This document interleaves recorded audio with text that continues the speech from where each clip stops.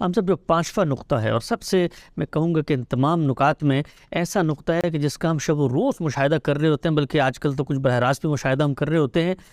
نقطہ کیا ہے؟ فوج کے بیانیے میں پانچواں میں پڑھ دیتا ہوں کہ پاکستان ایک ترقی پذیر ملک ہے جس کے وسائل محدود ہیں یا تعلیم کی کمی ہے۔ اس کے ساتھ ساتھ اسلام کا اپنا ایک نظام ہے جس میں مغربی جمہوریت اپنے مکمل ویژن کے ساتھ قابل قبول نہیں۔ چنانچہ جمہوریت کی خالص شکلوں کو یہاں اپلائی کرنا نہ صرف ہے کہ ممکن نہیں بلکہ عوام کے لیے نقصان دہ بھی ہے۔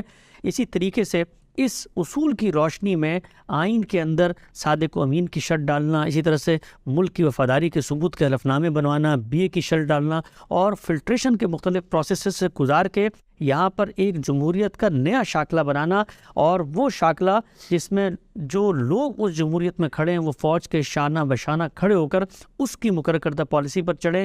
غرض یہ کہ جمہوریت کو نظریاتی طور پر عسکری اداروں کی رہنمائی میں چلایا جانا چاہیے، اس کے بغیر ہمارے ملک میں جمہوریت مفید نہیں ہے۔ صاحب آپ جانتے ہیں ایوب خان صاحب کے دور سے یہ کام شروع ہوا، جہاں پر الیکٹرول کالج بنا کے وہ بی ٹی ممبرز کا کام شروع ہوا، پھر کرتے کرتے ایک زمانہ آیا صدارتی نظام کی بات کی گئی، پھر چین کے ماڈل کی بات کی گئی۔ الیکشن کمیشن کے اندر ایک کینڈیڈیٹ دعائے قنوت سنائے گا، وہاں سے لے کر 58(2)B تک ہر جگہ ہم نے دیکھا کہ قانون کے اندر یہ فلٹرز ڈالے گئے کہ جو لوگ آئیں ان کو ان سے گزر کے ہم نے لانا ہے، ورنہ ہمارے ملک میں جمہوریت جو ہے وہ قابل عمل نہیں رہتی۔ یہ سارا کا سارا عمل یہ کیا ہے؟ یہ تماشا ہے جو ہم نے اس دنیا میں لگا رکھا ہے۔ ہمارا نظام کیا ہونا چاہیے؟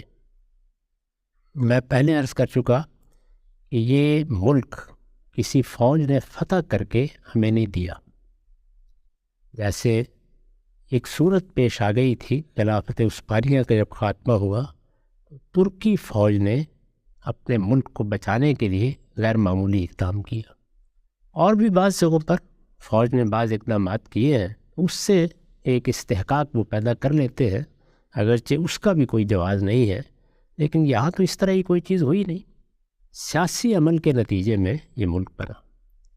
بڑے سیاستدان تھے جنہوں نے میز پر بیٹھ کر نقشہ بنایا اور باہمی مذاکرات سے طے کیا کہ اس طرح بر صغیر کی تقسیم ہو جائے گی، اس میں یہ ملک بن جائے گا۔ اب اس کے بعد اس کا نظام کیا ہونا ہے، یہ کوئی نہیں کہتا کہ آپ مغربی جمہوریتی کو لائیں گے تو اسی کے نتیجے میں خیر و برکت ہوگی۔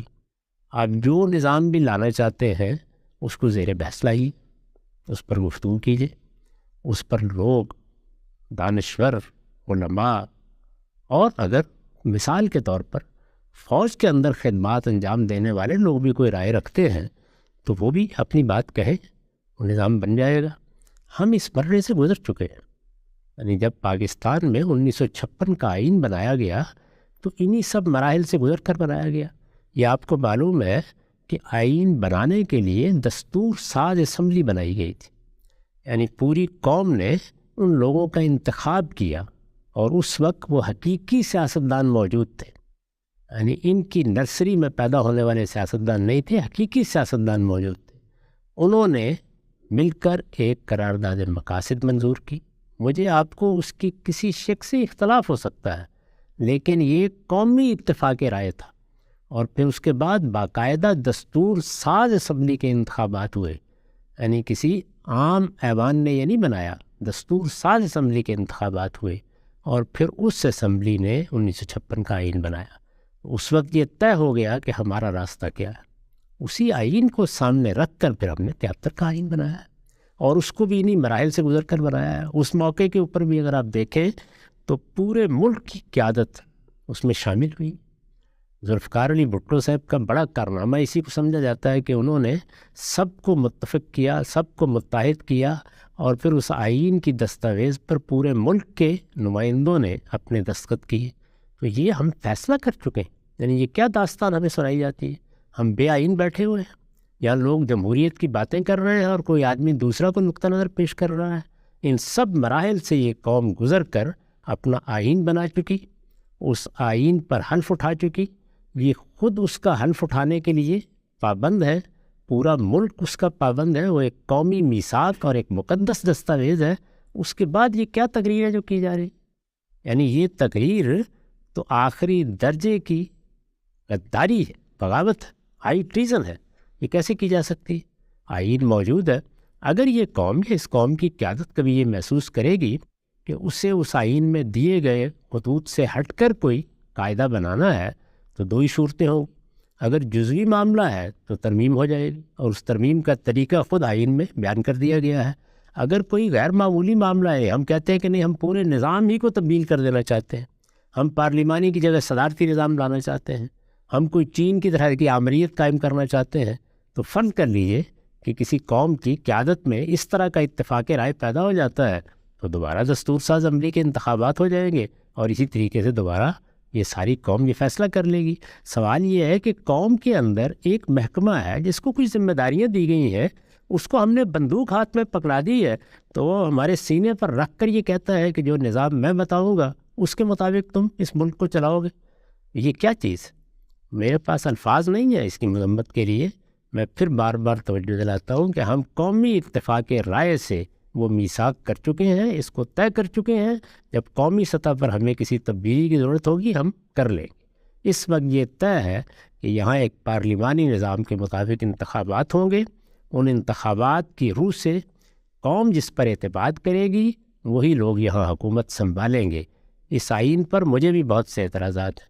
اس میں جو صدارت کا منصب ہے، جس طریقے سے اس کو وجود پذیر کیا گیا، میں اس کو بالکل خلاف فطرت سمجھتا ہوں. میں بھی اس پہ اعتراضات رکھتا ہوں، لیکن کیا میرا یہ حق ہے کہ میرے پاس بندوق ہو تو میں اس کو زبردستی نافذ کرنے کی صحیح کروں، یا ایسی سازشیں کروں جس کے نتیجے میں یہ آئین نہ چل سکے، اس کے مطابق حکومتیں نہ بن سکیں؟ میرا کام یہ ہے کہ میں اپنی بات دلائل کے ساتھ کہوں، لوگوں کو اس کا قائل کروں، یہاں تک کہ قوم میں ایک اتفاق رائے کی صورت پیدا ہو جائے.